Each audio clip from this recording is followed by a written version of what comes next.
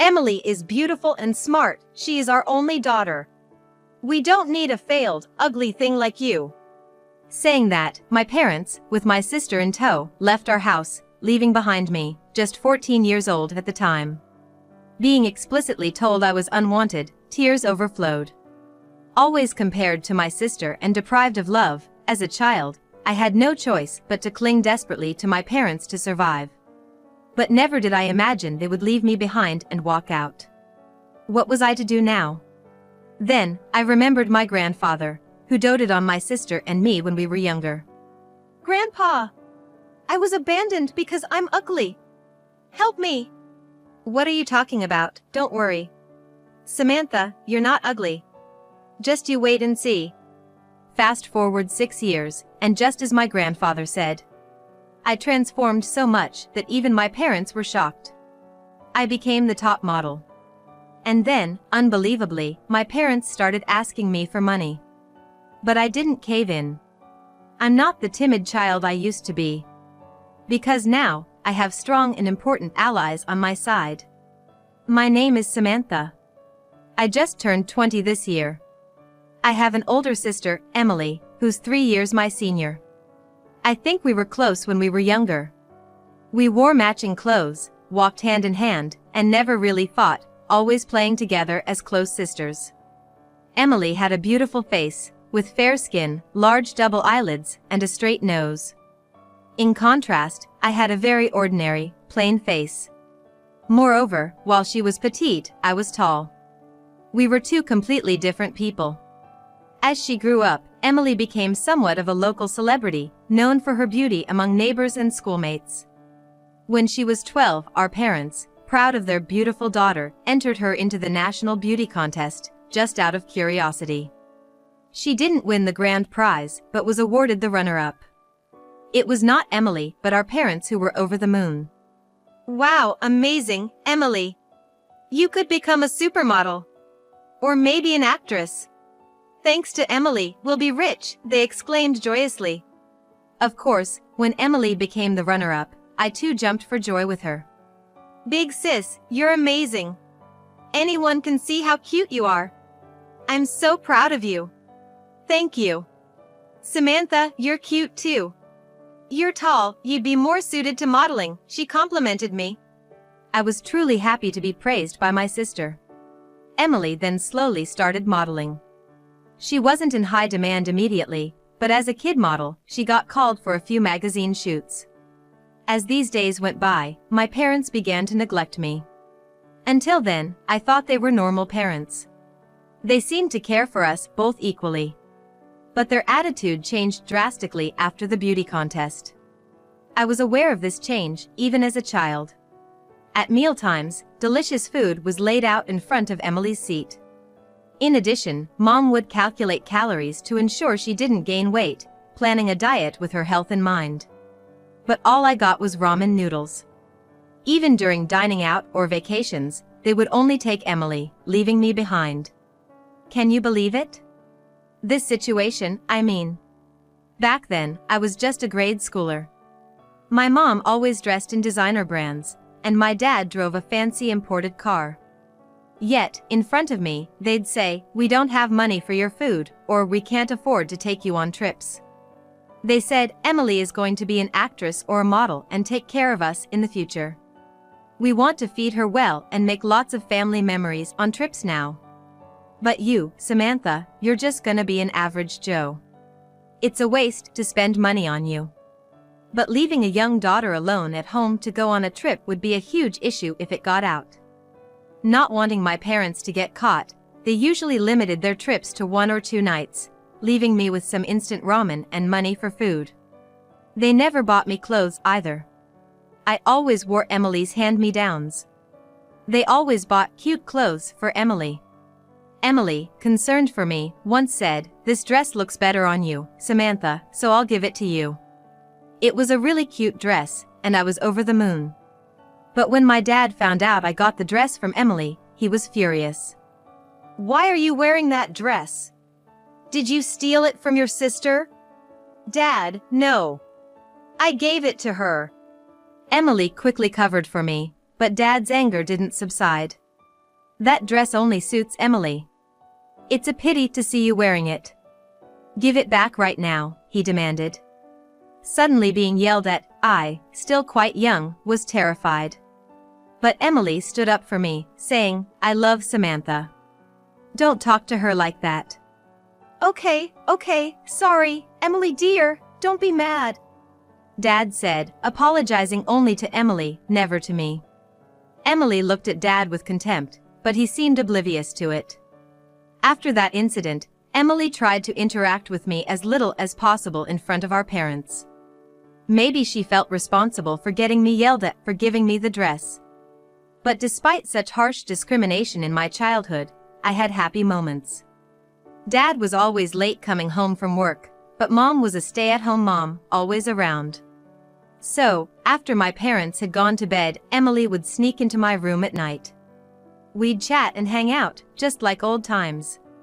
Those moments with my favorite sister were precious to me. But then, there were times I'd call hellish. That was when Emily had piano lessons. Dad once said, if she's beautiful and can play piano, she'll be unbeatable, and made her take piano lessons. As for me, I knew they wouldn't bother with lessons for me, so I never asked. Of course, my parents weren't interested in me and never suggested anything. So, when Emily went to her weekly piano lessons, it was just Mom and me at home. Without Emily to protect me, Mom's attitude towards me got even worse. One day, she said, Emily is so cute, but you, Samantha, you just have such an average face. Huh? I was so frustrated and sad I couldn't stand it. Stop comparing me to Emily, please. Gathering all my courage, I tried to stand up to my mom for the first time. Tears spilled from my eyes without me even realizing it. Seeing me like that, my mom laughed. What's with that face? You look even uglier when you cry. Who on earth did you take after? I mean, I am unmistakably the child of my parents, taking after both equally. If anything, it's Emily who doesn't resemble our parents at all, looking nothing like them due to some kind of throwback gene. She's too beautiful. Yet, my parents dote on my beautiful sister, who doesn't resemble them, rather than me, who does. I mustered all my courage to speak up, but their words shattered my heart instantly. After that, I never talked back to my dad or mom again. Months passed in this way. Emily's going to be a high schooler starting in the fall. Being smart, Emily was going to attend a prestigious public school. I wanted to go to the same high school as my amazing sister, but it was a high hurdle. Still, I studied hard. But my mom's words easily shattered my efforts. We're moving to New York soon. I was confused, thinking it was just another trip. But she said, just so you know, we're not coming back. This house will be handed over to someone else in a week. Wait, are we moving? That's right. Emily got scouted by an agent from a famous agency in New York. She'll get to take lessons to polish her acting and expression skills. Then she'll have a chance to audition for dramas and stuff. Mom's eyes sparkled as she spoke. But since it's an agency in New York, she's giving up the high school she was going to attend here and will go to a school in New York instead. Wow, that's amazing, Emily. Then I guess I need to rethink where I'm going to. Thinking about the high school I'd been working hard to get into and realizing I couldn't go there anymore, I felt a bit down. But then, what my dad said next was unbelievable. Huh? What are you talking about? You're staying here. So no need to change your plans for further education. Well, that's if we could even afford to send someone like you to school. What? What do you mean? Are we losing this house? Aren't you, Emily, Mom, and Dad all leaving for New York? And what do you mean by affording my education? We're not taking you to New York, and we have no intention of paying for you to go to high school. That's what we're saying. I was confused and couldn't comprehend their words. Wait, so how am I supposed to live from now on? What do I know? You're old enough to figure something out on your own. I was shocked that my dad, at my mere 14 years of age, expected me to fend for myself. But I can't live alone. I can't even go to school. Why is it always Emily who gets everything? I shouted these obvious truths at my parents, hoping they would understand. But, as usual, my mom just laughed at me. Emily will definitely succeed, so if we think of it as an investment for her future, we don't mind spending a lot of money. But you? What do you have? You're just an ordinary person. Do you think someone like you will succeed? Of course not. It's a waste to spend money on you. Stunned by my mom's words, I couldn't hold back my tears. Then my dad added, Emily is the only daughter we're proud of, smart and beautiful. We don't need a failed, ugly thing like you. No matter how unloved or discriminated against, I loved my parents. After all, they were my only mom and dad in this world. I wanted to be loved and tried hard. I thought if I could at least be smart or good at sports, maybe they would care. I wished to be a normal family again like in the past, holding on to hope even as I nearly gave up many times. But being clearly told I was unwanted, I realized my wishes would never come true, and tears filled my eyes. Seeing me crying, my father said, Even if Emily wants to take you to New York, we will never take you with us. If she asks you to come along, you must refuse, got it? But, you want to get in the way of your sister who's finally starting to succeed? If you insist on going to New York with her, we won't have the money for her future. Are you okay with that? Ruining your sister's future. It was an awful thing to say.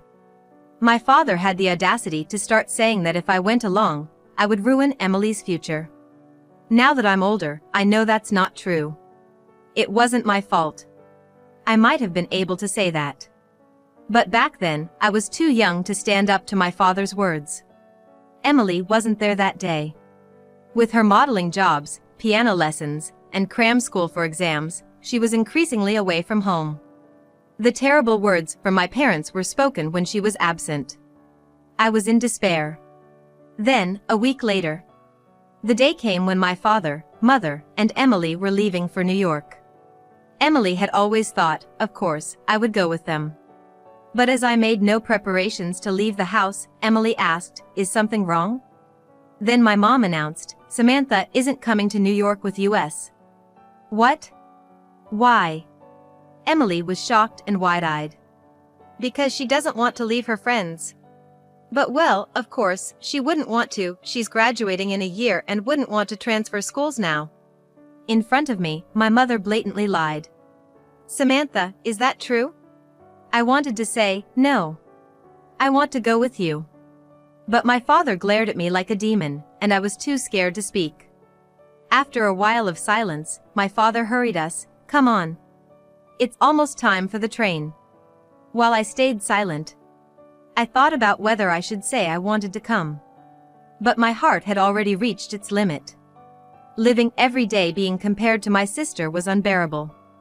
The thought of those days continuing was too much. And I didn't want to get in the way of my beloved sister, no matter what. I made up my mind. Yeah. I don't want to leave my friends. But how will you live by yourself, Samantha? Emily looked at me with concern. Then my father said, It's okay. Your aunt and uncle said they would take care of Samantha. They'll come to pick her up soon. No need to worry, Emily. I had never heard such a thing.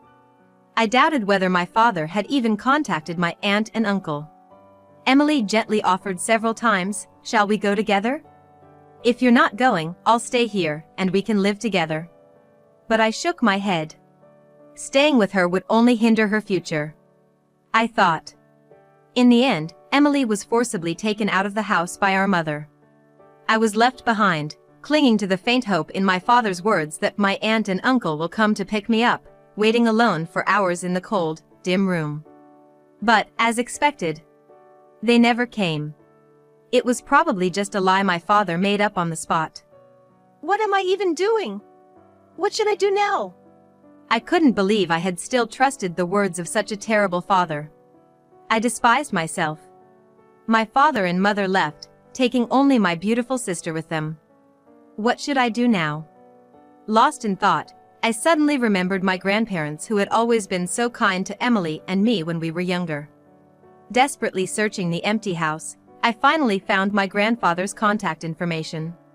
I remembered how we used to visit our grandparents' rural home every year when our family was still normal.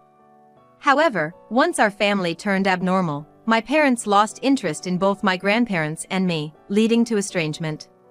Calling this number was a gamble. I wasn't sure if it would still connect me to my grandfather or if he would be willing to help. With trembling hands, I dialed the number written on the note. I didn't have a cell phone, so I had to go to a nearby payphone. My heart started pounding wildly. Ring, ring, ring. Hello? He answered. At the sound of my grandfather's voice, I burst into tears and cried out. Grandpa! Help me! What's the matter? Is that you, Samantha? Emily? It's Samantha. Dad and Mom abandoned me because they said I'm ugly. They're living in New York with Emily. What should I do? I pleaded with my grandfather in a trembling voice. Then he said, I'm coming right now. Just wait for me at home. I started walking back home, waiting for my grandfather. The fear of being betrayed again, the fear that he might not come, was unbearable. But a few hours later, my grandfather really did come. And my grandmother was with him. They both looked quite disheveled, as if they had rushed over. Seeing me alone in the empty house with just a few belongings, my grandfather was furious. I'm unwanted. They said they don't need an ugly daughter like me. I couldn't help but cry again as I spoke. Then my grandfather hugged me tightly. Don't worry. How about living with us from now on? And you're not ugly, Samantha. You're such a beautiful girl, my grandmother added. You have a model-like figure. Be confident. You'll see. Samantha will become a wonderful woman that everyone will admire. They held me until I calmed down. After that, I lived with my grandparents. When we got home, my grandfather immediately called my father, but he didn't answer despite numerous attempts. After about 10 tries, it seemed like my grandfather finally got through, but after the call, he was furious, saying, I don't want anything to do with such a heartless man.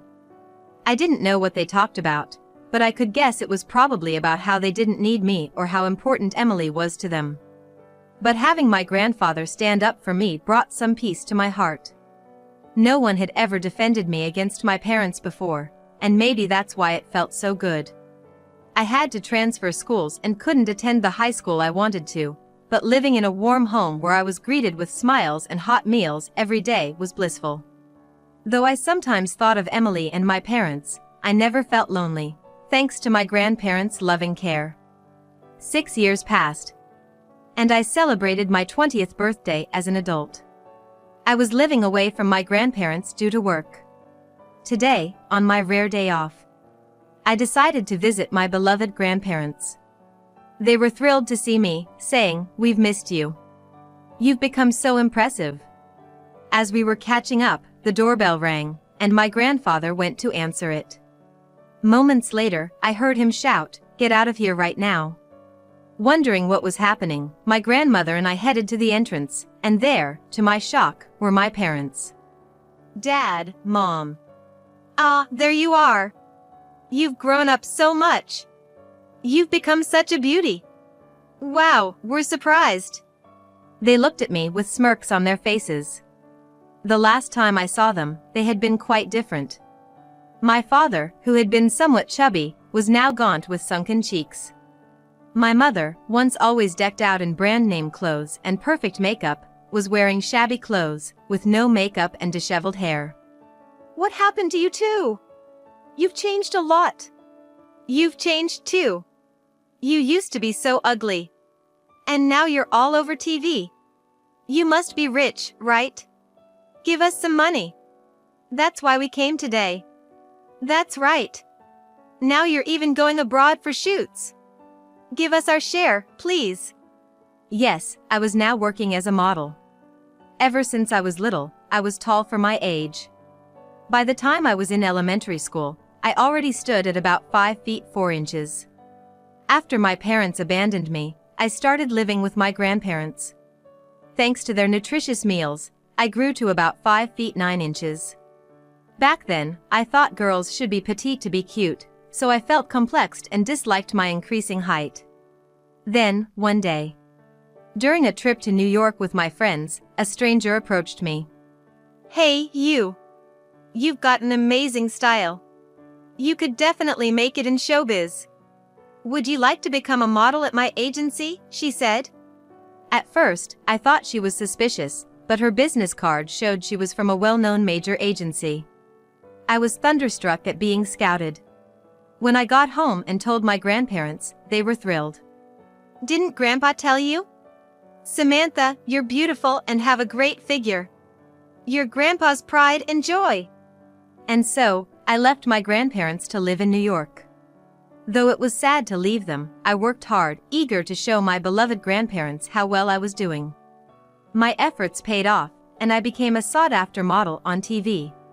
When my parents saw me on TV and realized I was successful, they came asking for money. "Are you kidding me? Is that all you have to say to your daughter after 6 years?"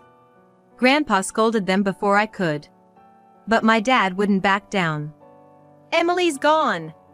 She said she was leaving for a role in an overseas drama and hasn't been back for 2 years. We've tried contacting her numerous times, but no reply. And now, we've run through all the savings Emily made." Hearing this, I burst out laughing. "So you finally spent all my sister's savings?" "What are you laughing at?" my dad snapped. "Because Emily is right here. Long time no see, Mom, Dad." With that, Emily emerged from the back of the house. "Why are you here?" 6 years ago, when our parents took Emily and left. She worried about me constantly. Later, recalling the kindness of our grandparents, she wondered if I might turn to them for help and called Grandpa. Hearing her voice again made me so happy I cried. From then on, Emily and I kept in touch regularly, meeting secretly so our parents wouldn't find out. I was so happy we could be close sisters again. Emily, as it turned out, wanted to be a piano teacher rather than continue in entertainment. But our parents refused, saying, "You'll make more money as a celebrity." When Dad earlier said they had spent all of Emily's savings, it turned out that despite her hard work in the entertainment industry, most of her earnings were taken by our parents, leaving her little for herself. They quit their jobs, relying entirely on Emily's income, and led a degraded life. To them, Emily was just a cash cow. I used to be so envious of Emily, thinking she had everything from our parents. But I didn't see the struggles she faced, the pain of being their puppet. She didn't want to live controlled by them. She wanted to follow her own dreams. After discussing with Grandpa, Emily had moved in with them 2 years ago. So, she had been there all along. Seeing Emily, our parents were as shocked as if they'd seen a ghost. "You want Samantha's money? We'll never let that happen. What are you talking about? Weren't you abroad? That was just a lie, an excuse to get away from you too.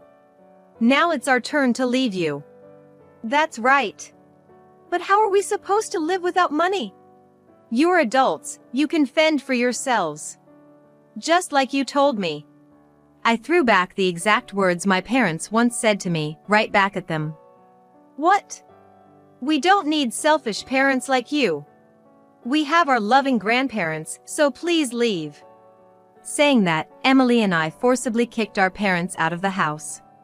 We looked at each other and laughed. After that, our parents tried to contact our grandparents many times, but they never responded. I don't know how Mom and Dad are living now.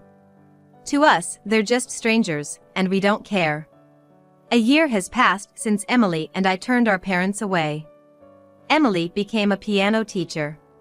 She's fulfilling her dream, teaching piano to adorable kids. I've advanced even further in my career and will be walking the runway in an international fashion show next year. I've promised to invite my grandparents and Emily to the show.